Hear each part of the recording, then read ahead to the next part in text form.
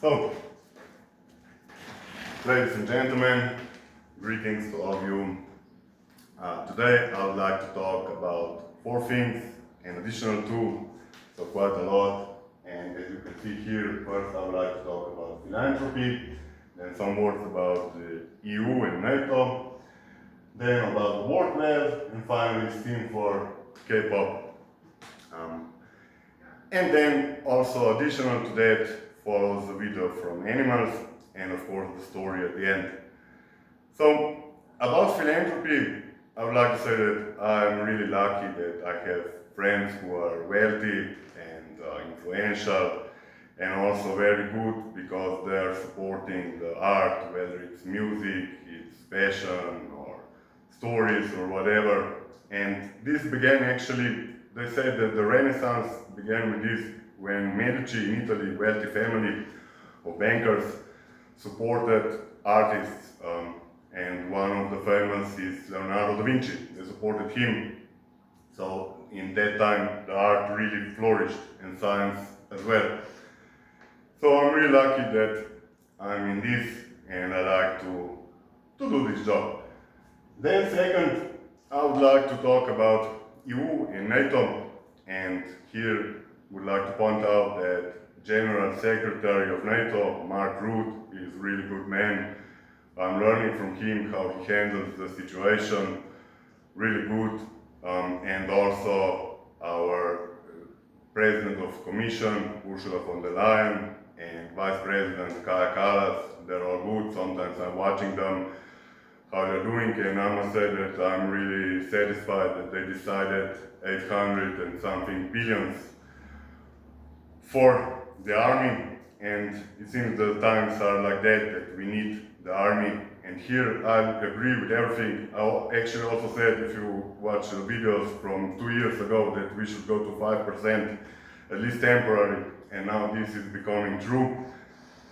I would just like to suggest or recommend, if I may, that in 3 fields that we make an acceleration, and that is first field would be the hypersonic missiles. I know that the program exists and we need to show that we have good engineers and scientists as soon as possible, that they will make these hypersonic cruise missiles rocket and it goes off and it cruises to the target, and they need to be mass produced and later even optimized. So this, then the second is the shield, of course, whatever it will be called, it's also happening, I'm glad. And the third thing is UAV, unmanned aerial vehicles, jets that are produced which can fly with AI. So this for this. Then we have the world web. And if you search for the data, how much is the average salary for each country in the world, you will hardly find the data.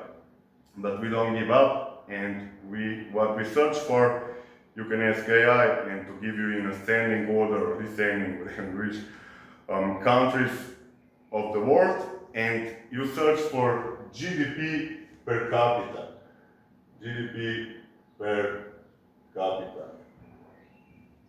And you will get, here I chose some countries. The lowest is South Sudan, 251. And this means it's not actually the average salary, and yes, there can be some very low and some very high, or they can be all in the middle. We don't know how statistical this is distributed. But anyway, it is GDP per capita is related to salary in some way. So here we can see actually this is yearly gross salary, and that means $23, $25, it's in dollars, per month. That's less than $1 a day. So really bad. Then it's Nigeria, it's much higher. You can see Mexico, Italy, Denmark, and the highest is Luxembourg. It's not USA, and it's 128 and something. And of course, we don't know the black market, if this is in GDP. What is GDP? You can also ask AI what is, but this is just overview how I navigate through the countries. And that means that if Luxembourg produces something which is labor intensive, the product will be very expensive. So it's reasonable for them to give product in countries that have less salary if the product is labor intensive, but they need to have infrastructure to drive the product around and all sorts of that. So it's not necessary that you will choose the least paid country. This for this part. Then we are already at the fourth part. Yes, it's a scene for K-pop, and I was visualizing like this: me, of course, Mr. Beast, a faker, and Professor Barry. We gather, we go to Korea, we hire a really nice car, and we come to K-pop headquarters. And first we do some drifting, which looks like this.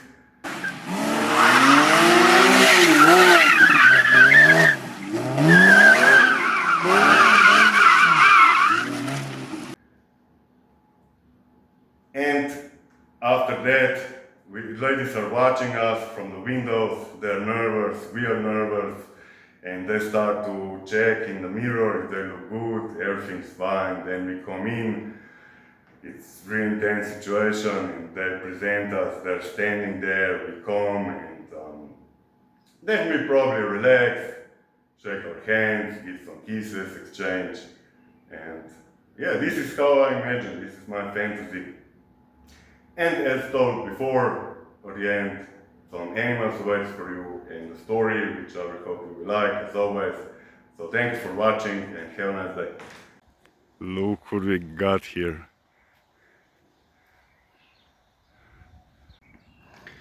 And now I show to this one, I give him 2, but he doesn't want to go. I mean, he wants to, I bring it there, but I can't. You see, it's the fence. And this one is here already waiting to eat. What's up, buddy? Come here. Here. I'll give to this one then.